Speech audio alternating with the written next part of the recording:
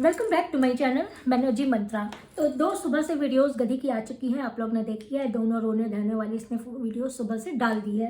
लेकिन इसको कितना भी बताओ कि पॉजिटिव दिखाओ, तो इसने कमेंट सेक्शन में भी यही कहा है मैं काम तो कुछ कर नहीं सकती, मेरे घर का काम मुझे मेंटली इतना डिस्टर्ब कर दिया गया है कि मैं घर का काम नहीं कर सकती। सबसे पहले बात ये बताना चाहते हैं कि भगवान ना करे डिप्रेशन और एंजाइटी जो है वो सचमुच में किसी को हो, लेकिन टेंशन जो होती है वो हर किसी के लाइफ में होती है। क्या हमारी लाइफ में नहीं है? क्या आपकी लाइफ में नहीं है?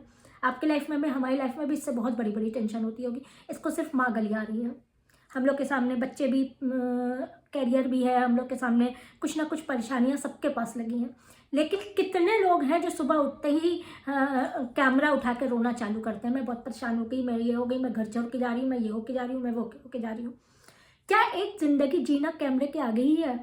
जब व्लॉगर्स नहीं थे, जब यूट्यूब की दुनिया नहीं थी, व्लॉगिंग की दुनिया नहीं थी, तब लोग ऐसे कैसे रोते थे? वही चीज़ें अब सामने आ रही हैं। दूसरी बात है कर्मा इज बैक।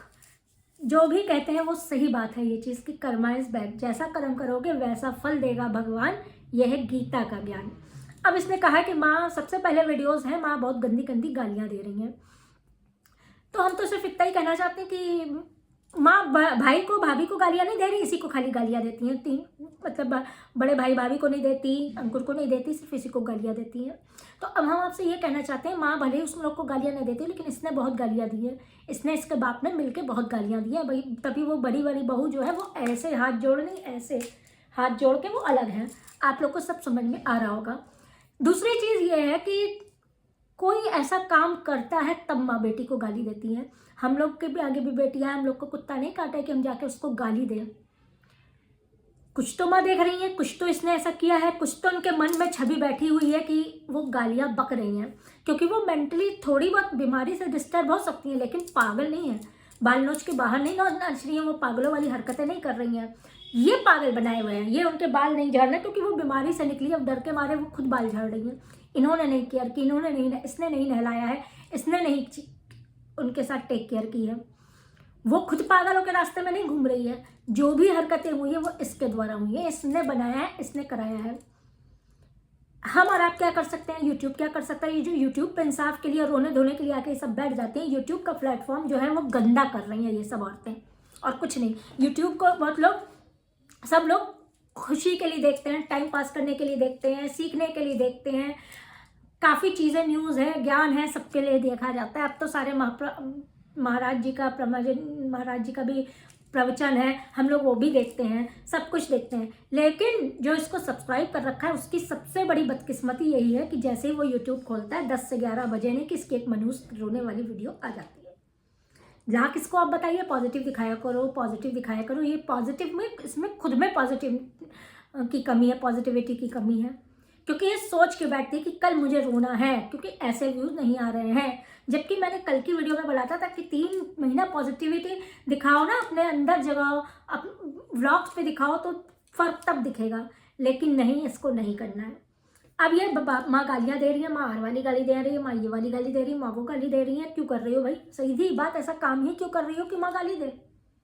बिन बात के तो कोई माँ गाली नहीं देती। हम पूरे इंडिया में जितनी माँ हैं, आज हम उनसे सवाल करते हैं, बिन किसी उसके आप लोग अपनी बेटियों को गाली देते हैं क्या?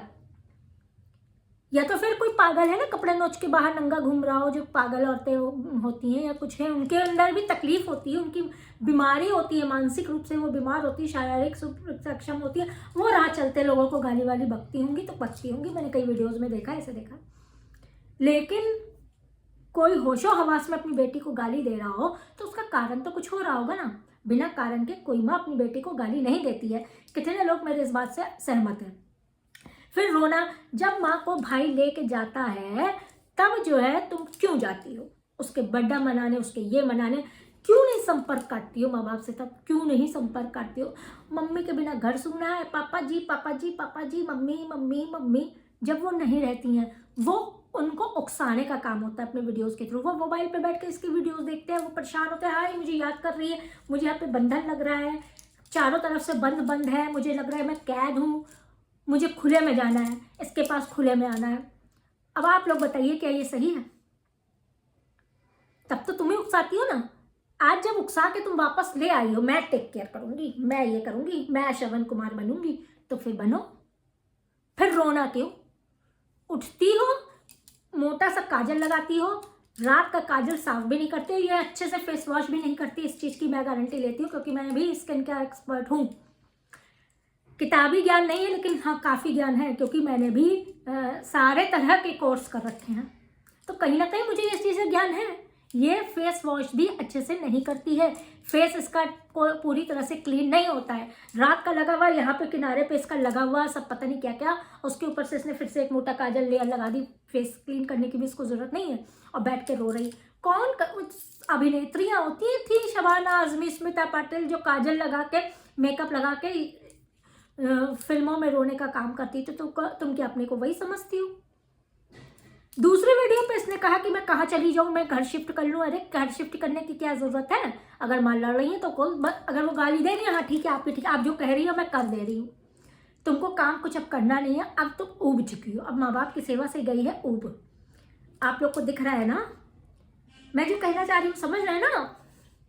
वही चीज़ है, ये उब चुकी है, अब इसको कुछ नहीं करना है। अगर इसके कमेंट सेक्शन में पढ़िएगा, लोगों ने कहा अच्छे से सेवा कर लो, ये कर लो, वो कर लो, तो कहीं मैं काम करने के लिए नहीं हूँ। इसने कमेंट का रिप्लाई दिया है, मुझे इतना इन्होंने डिस्टर्ब कर रखा है कि मैं घर का कोई काम नहीं कर सकती, तो फिर वीडियोस भी नहीं बना सकती। जब तुमसे घर के झाड़ू पोछा बर्तन खाना नहीं होगा तो वीडियोस बनाने की क्या ज़रूरत है? हम लोग वीडियोस बनाते हैं, हम लोग के घर में सबसे पहले यही बात की गई है कि अगर यूट्यूब पे वीडियोस बनाना है, इसको एज हम लोग ने इसको कैरियर की तरफ पे क्या लिया है। कैरियर तो हम क्या ही 2000-5000 सब्सक्राइबर में है, लेकिन कहीं ना कहीं वर्क फ्रॉम होम है कि मन लगा रहेगा।